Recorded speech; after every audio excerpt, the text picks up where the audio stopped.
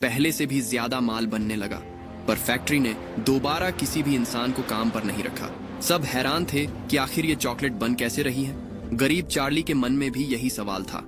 उसे तो साल में सिर्फ एक बार अपने जन्मदिन पर ही चॉकलेट खाने को मिलती थी। उसके मम्मी पापा ने इस बर्फीली रात में उसे समय से पहले ही जन्मदिन की चॉकलेट लाकर दे दी। पूरा परिवार एक साथ बैठ गया और बड़ी उम्मीद से चॉकलेट खुलने का इंतजार करने लगा। चार्ली ने बहुत धीरे से रैपर को खुरच कर खोला और सबकी नजरें उसी पर टिकी थीं। चॉकलेट तो बाहर आई पर उसमें कोई सोने का टिकट नहीं था। माँ ने चार्ली को दिलासा दिया कि कोई बात नहीं, टिकट नहीं मिला तो क्या हुआ, कम से कम खाने के लिए चॉकलेट तो है। चार्ली ने अपने परिवार की तरफ देखा और तय किया कि वो अपनी ये चॉकलेट सबके साथ मिल बांट कर खाएगा। भले ही उसे टिकट नहीं मिला, पर चार्ली एक बहुत ही नेक और समझदार लड़का था। अगले दिन हार न मानते हुए दादाजी ने अपनी पुरानी बचत से कुछ पैसे निकाले और चार्ली को एक और चॉकलेट खरीदने को कहा। दादा पोते ने अपनी आंखें बंद कर लीं और रैपर खोला, पर इस बार भी कोई चमत्कार नहीं हुआ। अब सिर्फ एक ही टिकट बचा था। चार्ली फैक्ट्री के गेट के पास खड़ा था और उसके चेहरे पर मायूसी थी। लेकिन घर लौटते वक्त उसे अचानक बर्फ में गिरा हुआ 10 रुपए का नोट मिला। वो तुरंत पास की दुकान पर गया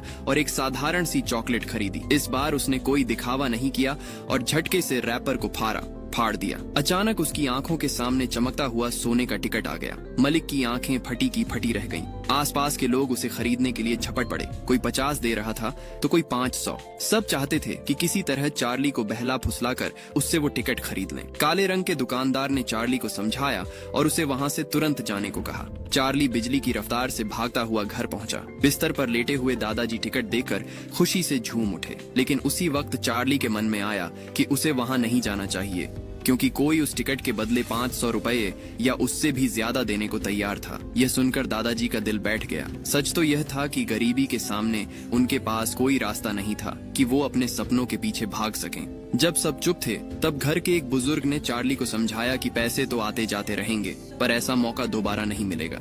आखिर में पूरे परिवार ने तय किया कि दादाजी ही चार्ली के साथ फैक्ट्री देखने जाएंगे। फैक्ट्री के दरवाजे पर भारी भीड़ जमा थी। दरवाजा समय पर खुला और 5 खुशनसीब बच्चे अपने माता पिता के साथ अंदर जाने के लिए तैयार थे। वहां सबसे पहले कुछ पुतले नजर आए जिन्होंने एक अजीब सा गाना गाया। उसके बाद एक सफेद चेहरे वाला आदमी सामने आया। वही विली वोंका था, इस रहस्यमयी फैक्ट्री का असली मालिक। वोंका सबको फैक्ट्री के अंदर ले गया। वहां का नजारा किसी रंगीन सपने जैसा था। वहां तरह तरह के पेड़ पौधे और घास थी जो पूरी की पूरी कैंडी से बनी थी। वहाँ एक बहुत बड़ा चॉकलेट का झरना था और नीचे चॉकलेट की नदी बह रही थी। वहाँ छोटे कद के बहुत सारे लोग काम कर रहे थे जो सब एक जैसे दिखते थे। वोंका ने बताया कि ये ऊम्पा लूम्पा हैं जो एक रहस्यमयी द्वीप पर रहते थे। वहाँ वे गंदे और बदबूदार कीड़े खाते थे, पर उन्हें सबसे ज्यादा पसंद कोको के बीज कोको बीन्स थे जो वहाँ साल में सिर्फ 2-4 ही मिलते थे।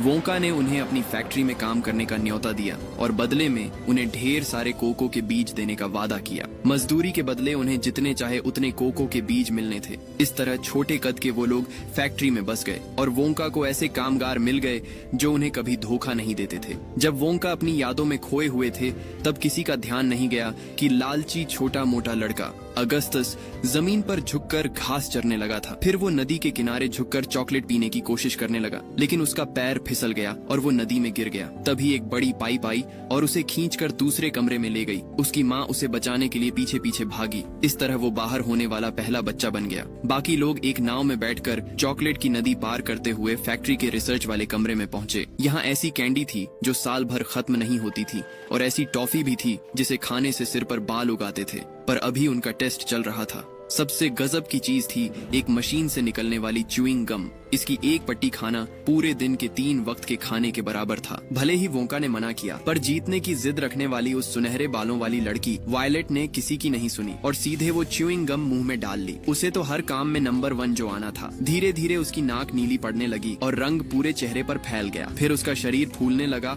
और वो एक बड़े से ब्लूबेरी फल जैसी बन गई। ये देखकर उसकी माँ घबरा गई, पर उसे अपनी बेटी की सेहत से ज्यादा उसकी हार की चिंता थी। इस तरह वो लड़की भी खेल से बाहर हो गई। तभी वहाँ छोटे कद के के लोग अंधेरे से बाहर आए और गाना गाने लगे। इसमें कोई शक नहीं था कि लड़की का ऐसा जिद्दी स्वभाव उसकी माँ की वजह से ही था। नीली और गोल होने के बाद भी उसने च्यूइंग गम बाहर नहीं थूकी। अब उसे जूस निकालने वाले कमरे में ले जाया गया ताकि उसे निचोड़कर फिर से पहले जैसा बनाया जा सके। इसके बाद बाकी लोग आगे बढ़े, सब लोग आगे बढ़े। वो होशियार लड़का तुरंत जानना चाहता था कि आखिर वो सबसे बड़ा इनाम क्या है। वहीं अमीर छोटी राजकुमारी वेरुका इस बात को लेकर हैरान थी कि क्या वो सुनहरे बालों वाली लड़की अब हमेशा के लिए ब्लूबेरी बनी रहेगी। सिर्फ चार्ली ही था जिसने एक बहुत गहरा सवाल पूछा। सच तो ये था कि आज भी वोंका को अपनी पहली कैंडी का स्वाद याद था। बचपन में आग की नीली राख के बीच वोंका को एक ऐसी चॉकलेट मिली थी जो एल्यूमिनियम की पन्नी में लिपटे होने की वजह से जलने से बच गई थी। जब उनके पिता घर पर नहीं थे